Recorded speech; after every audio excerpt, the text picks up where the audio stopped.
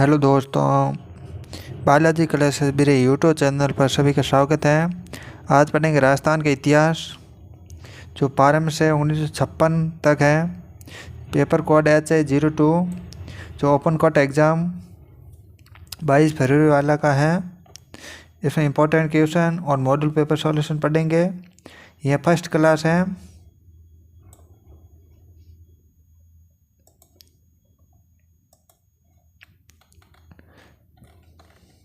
Question number 1 है। प्रश्न number 1, Rajasthan के 4 इतिहासकारों के नाम लिखिए। राजस्थान के 4 इतिहासकारों के नाम लिखिए। कौन कौन इतिहासकार हुए? तो उत्तर है गौरीशंकर हीराचंद एक, डॉक्टर दशरथ शर्मा, श्यामलाल दास दडवाड़िया, रघुवीर सिंह, डॉक्टर गोपीनाथ शर्मा। ये सभी राजस्थान के इतिहासकार हुए हैं।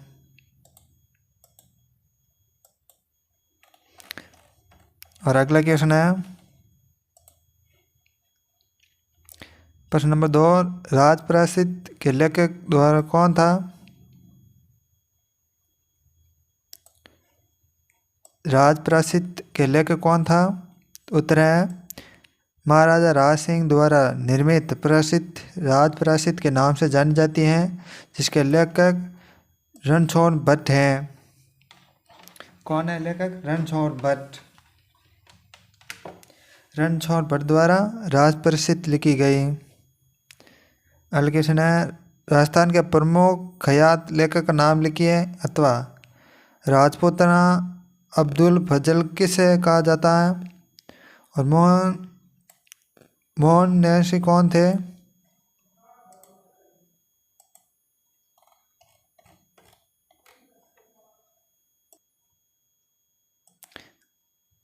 आगे है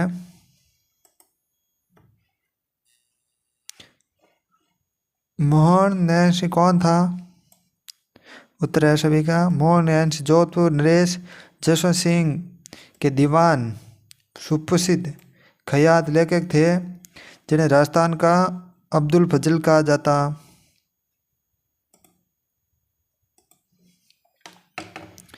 और अगला क्वेश्चन है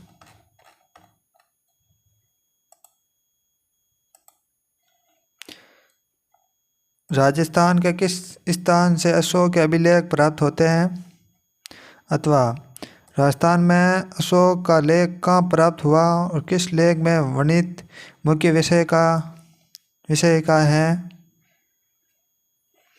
तो उत्तर है अशोक का अभिलेख राजस्थान का भाव से प्राप्त हुआ है, जिसमें अशोक ने बौद्ध धर्म का वर्णन किया। यह शिलालेख अशोक के बौद्ध धर्म का अनुयायी होने का सबसे बड़ा परिणाम है।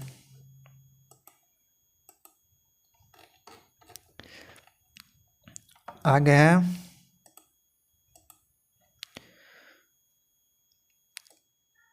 प्रश्न, सूर्यमल मिश्र कौन था? सूर्यमल मिश्र कौन था? तो उत्तर है सूर्यमल मिश्र बूंदी नरेश राम सिंह का दरबारी था। यह राजस्थान का प्रसिद्ध इतिहासकार था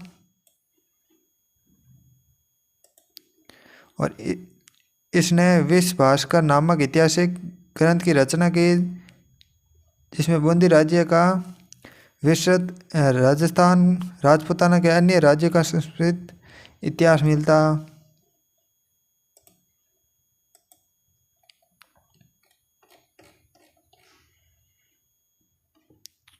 और आगे हैं कर्नल जेम्स टॉल द्वारा लिखित ग्रंथ का नाम बताइए।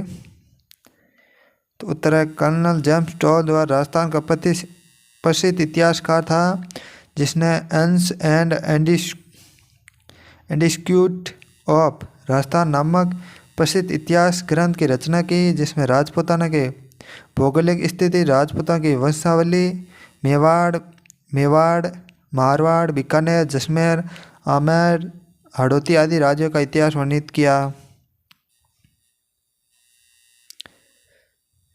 अगला क्वेश्चन है बिजोलिया अभिलेख से हमें क्या जानकारी मिलती है? बिजोलिया अभिलेख हमें क्या जानकारी मिलती है? तो उत्तर है इस शिलालेख से आरंभ इस शिलालेख से सांबर और अजमेर के चौहान वंश के शासकों की उपलब्धियों के बारे में जानकारी मिलती है। इसमें चौहाना का वंश गोत्र के ब्राह्मण कहा गया है। इसे हम 12वीं की शताब्दी के राजस्थान का जनजीवन, धार्मिक, राजनीतिक स्थिति के बारे में जानकारी मिलती है। अगला क्वेश्चन है वीर विनोद किसे कहा गया है? वीर विनोद किसे कहा गया? उत्तर है वीर विनोद का लेखक कविराज श्यामदास जी ने किया, जिसमें मेवाड़ के इतिहास का वर्णन है। दिलवाड़ा मंदिर कहाँ स्थित है और किस धर्म से संबंधित है? उत्तर दिलवाड़ा मंदिर माउंट आबू में स्थित है। यह जैन से संबंधित है।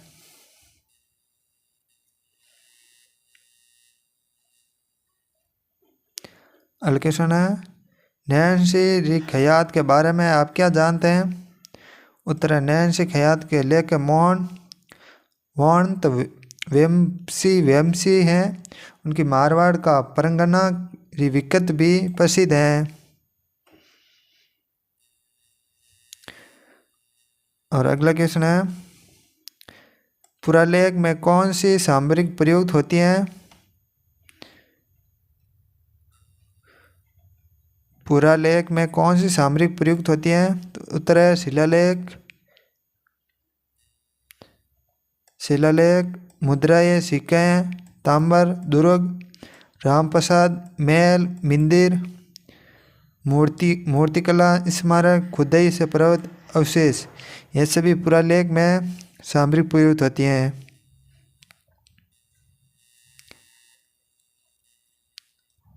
और अगले क्वेश्चन है बिट्टू सुजा द्वारा रचित पुस्तक का नाम बताइए।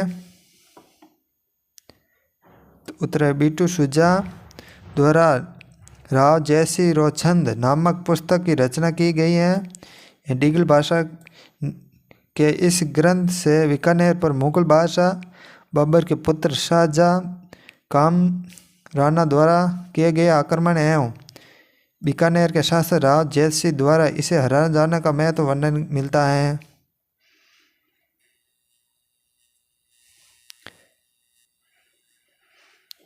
और अगला क्वेश्चन है डॉक्टर दशरथ शर्मा की दो पुस्तक के नाम बताइए। डॉक्टर दशरथ शर्मा की दो पुस्तक के नाम बताइए। तो उत्तर है कामाख्या राशा हमीर नारायण। कामाख्या राशा हमीरायण यह दो पुस्तक हैं। और आगे अतिरिक्त लघु उत्तरीय प्रश्न।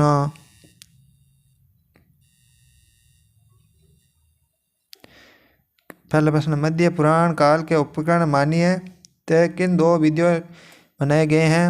तो उत्तर है मध्य पुराण काल में उपकरण बनाने की दो विधि प्रचलित हैं। पहला है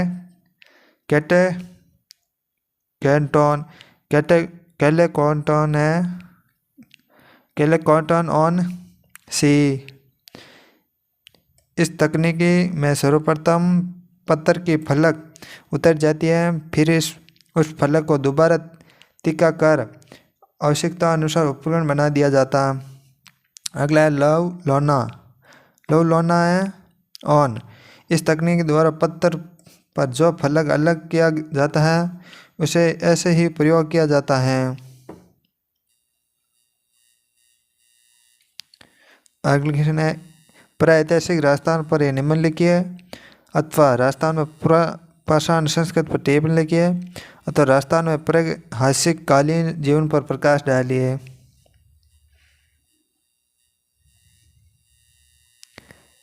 तो उत्तर है प्रागैतिहासिक राजस्थान ग्रामीण से ज्ञात होता है कि राजस्थान के आदि निवासी भारत के अन्य आदि निवासियों के भांति पूर्व पाषाण मानव था। यह सभ्य बब्बर तथा नदियों के किनारे गुफाएं कंदरों आदि में रहकर जीवन व्यतीत करता है। विद्वानों ने प्रागैतिहासिक राजस्थान के काल के दो भागों में बांटा है। पूर्व पाषाण काल उत्तर पाषाण काल में।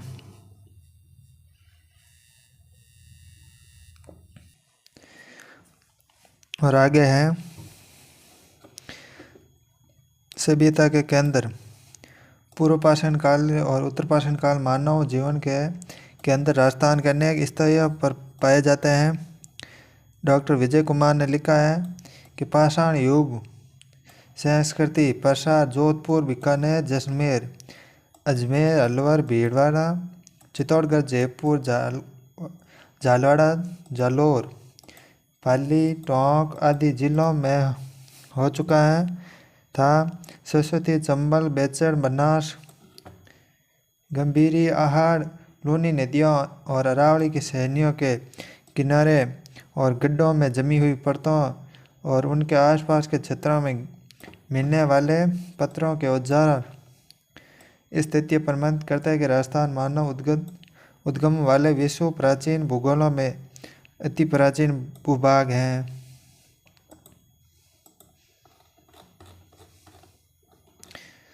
और डॉक्टर गोपीनाथ शर्मा ने लिखा, बनास, गंभीरी, बेचड़, बागन, चमल नदियों की घाटी तथा उनके समीपवर्ती तटीय स्थानों के संवेग से प्रमाणित हो चुके हैं। यह दक्षिणी पूर्वी तथा उत्तरी पूर्वी राजस्थान की नदियों के किनारे जो वर्तमान कालीन बांसवाड़ा, डूंगरपुर, उदयपुर, भीलवाड़ा, बूंदी, कोटा, झालावाड़, जयपुर, इंद्रगढ़ आदि जिलों तहसीलों के अंतर्गत हैं। यह प्रस्तुत युग मानव रहता था, पत्थरों के हथियारों का प्रयोग करता था।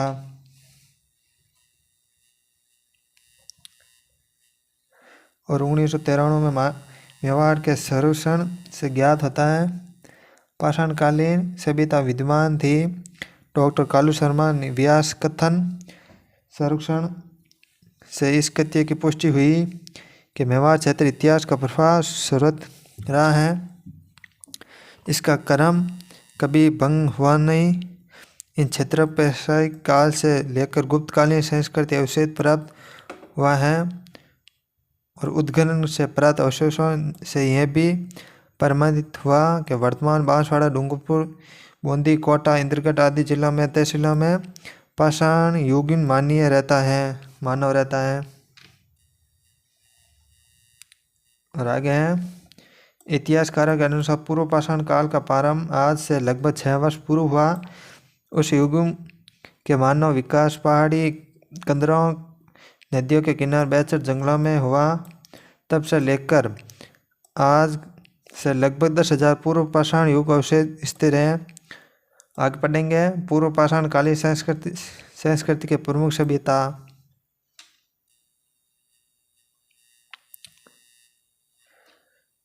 एक नंबर है आदि मानव।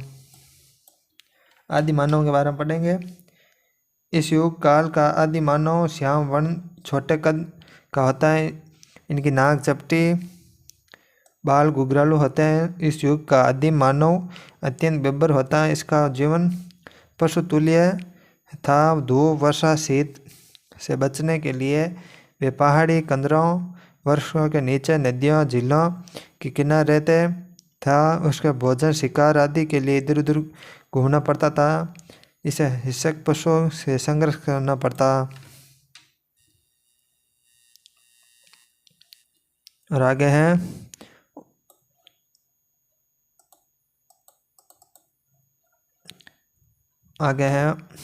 औजार हथियार। इस युग का मानव पत्थरों को छीलकर अथवा घिसकर आवश्यक औजार तथा हथियार बनाना सीख गया, परंतु इसके पत्थर हथियार भद्दे भोड़े थे। उसके पत्थर के हथियार थे कुल्हाड़ी, तीर के फल, भाले और चापर। ये गोल औजार जिसकी धार अर्धचंद्राकार होती थी और दूसरी ओर गोल मोटा होता था। उसके पत्थरों के औजार तथा हथियारों के 2 प्रकार होते हैं। पहला बड़े बड़े पत्थरों को काटकर बनाए जाने वाला औजार तथा पूरे पत्थरों को छाटकर तथा गढ़ाकर उनके किनारों को काम में लिया जाने वाला औजार होता। और आगे है निवास स्थल। निवास स्थान मुख्यतः शिकार पर जीवित व्यतीत करने के कारण इस युग का मानव कहीं स्थिर रूप से नहीं रहता था। हिंसक पशुओं, सर्दी, गर्मी, वर्षा बचने के लिए घास फूस कुटियों में वृक्षों के नीचे पर्वत कंदराओं में रहता था। ऐसे स्थान इस युग के मानव स्थायी घर होते थे। भोजन वस्त्र इस युग का आदिम मानव कंद मूल, फल फूल, मांस, मछली आदि का सेवन करता था। वे हिरण, भैंसें, सूअर, अन्य छोटे छोटे जानवरों का शिकार करता था। वे जानवरों के कच्चे मांस का सेवन करता, अपना तन ढकने के लिए वृक्षों के छाल, पत्तों, पशुओं की खाल का प्रयोग करता था। और आगे हैं सामाजिक जीवन। इस युग के लोग छोटे छोटे झुंडों में रहते थे। प्रत्येक टोली का एक मुखिया होता था जिसका आदेश टोली के अन्य सदस्य मानते थे। ये लोग अपने झुंड बनाकर अपने शिकार की तलाश में एक स्थान से दूसरे स्थान पर भ्रमण किया करते थे तथा जंगली जानवर से अपनी रक्षा भी सामूहिक ढंग से करते थे। लज्जा की भावना का अनुभव कर ये लोग अपने गुप्त अंगों को वृक्ष की छाल, पत्तों, पशुओं की खाल से ढकने लगे थे। और नेक्स्ट है धार्मिक जीवन। धार्मिक जीवन में इस युग के लोगों में धार्मिक भावना स्पष्ट रूप से विकसित नहीं हुई थी। इन लोगों की यह धारणा बन गई कि मनुष्य के जीवन का अंत उसकी मृत्यु के साथ नहीं हो जाता, बल्कि उसके पश्चात भी उन्हें सभी वस्तुओं की आवश्यकता पड़ती है जिनका वे अपने जीवन में प्रयोग करता था। इसी कारण वे जमीन में गाड़े गए शवों के साथ औजार, आभूषण, मांस आदि वस्तु भी रख दिया करता था। यह लोग अपने शवों को जमीन में गाड़ देते थे तथा उन्हें खुले मैदान में छोड़ देते थे, जिनको यहाँ तो जंगली जानवर खा जाता या फिर स्वयं ये सड़ गड़ जाते थे। आगे है आर्थिक जीवन। इस युग का मानव आत्मनिर्भर था।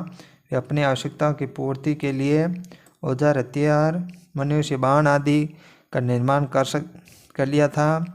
उसने तंबू अपने पहचानने और ओढ़ने के लिए खोल बनाना भी सीख लिया था। इसी प्रकार वे अपनी आवश्यकता की वस्तुओं की आवश्यकता स्वयं करता था। शायद वह विनिमय पद्धति से परिचित था। वह परिचित द्वारा अपनी आवश्यकता को पूरा कर लिया था। और आगे है उत्तर पाषाण काल। कालांतर में मानव ने उत्तर पाषाण काल युग में प्रवेश किया। इस युग में उसके औजार, हथियार पत्थर के थे, परंतु ये पहले की अपेक्षा अधिक सुंदर थे। डॉक्टर कालूराम शर्मा व्यास का कथन इस उत्तर पाषाण युग में मानव जीवन में अपनी पूर्वाधिकारियों की अपेक्षा उत्कृष्ट संस्कृति लक्षण दिखाए। वास्तव में राजस्थानी मानव सभ्यता की आधारशिला युग में रखी गई।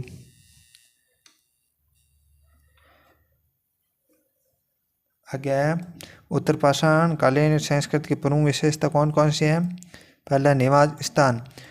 उत्तर पाषाण युग का मानव पहाड़ी कंदरों या प्राकृतिक खोओं को त्याग कर मिट्टी के मकान बनाकर रहने लगा था। मकान नदियों के किनारे, पहाड़ी के समतल पीठों पर बनाए जाते। मकानों के निर्माण में पत्थर टुकड़ों को मिट्टी गारे में मिलाकर प्रयोग किया जाता था। घास फूस, वृक्षों की टहनियों, लकड़ी, जानवर की हड्डियों को जोड़कर मकान की छत तैयार की जाती थी।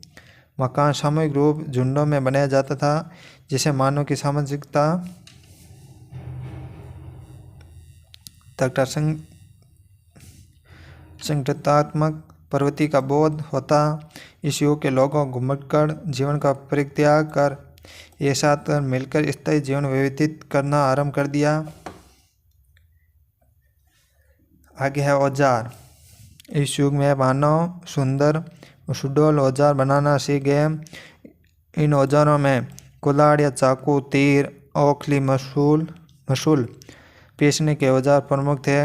इन औजार में स्पर तथा पॉइंटर का नुकीला अस्त्र होता था जो शिकार के काम आता। यह औजार तीर अथवा भाले नोक का काम भी करते थे। और आगे हैं मिट्टी के बर्तन। इस युग का मानव मिट्टी के बर्तनों बनाता था। मिट्टी के बर्तनों पर सुंदर अलंकार किया जाता था। बर्तनों पर फूल, पत्ती आदि की आकृतियाँ अंकित की जाती। उत्तर पाषाण युगीन के औजार तथा बर्तन चित्तौड़ जिले में बेचड़, गंभीरी, नदियों के किनारे चंबल, वामिनी के तट पर भैंसरोडगढ़, नवाघाट, बनास तट पर हमीरगढ़, जहांपुर, देवली, भरनी एवं गलूड, लूनी नदी के तट पर पाली, समदड़ी, शिकारपुर, स्वदेश, पिपाड़, खींवसर आदि स्थानों में प्राप्त हुए।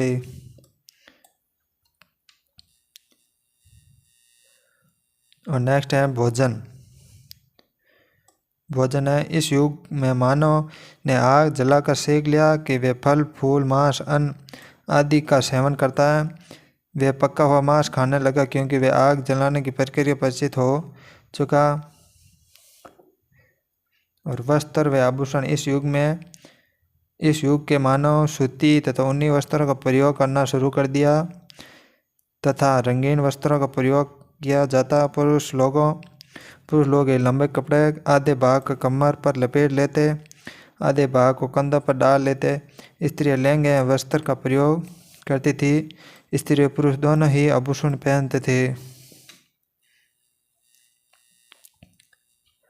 और आगे है स्थिर जीवन का विकास। कृषि, पशुपालन, बुनाई, बस्ती बसाकर रहने की प्रवृत्ति मानव सभ्यता को विकास के मार्ग पर आगे बढ़ाया जाता।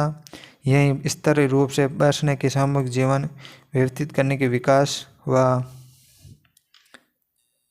आगे बढ़ने से पहले हमारा YouTube चैनल बालाजी क्लासेस बिरई को सब्सक्राइब कर लें और इस वीडियो को लाइक करें और उस वीडियो को आगे से आगे शेयर करें।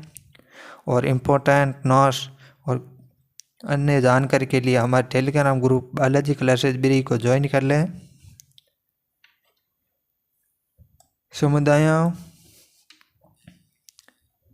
समुदायों, जातियों, वर्गों का निर्माण। इस युग के लोग नए समुदाय, जातियों तथा वर्गों में बन गए। इनके अलग अलग समुदाय बन गए। इनके रहने सहने की रीति रिवाज आदि भिन्नता थी। कृषि पालन, पशुपालन।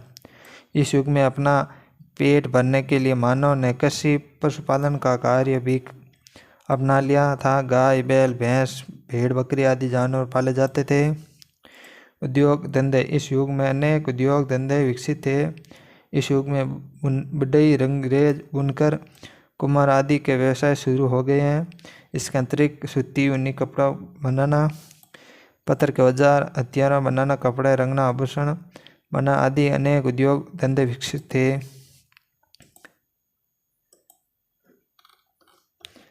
और आगे है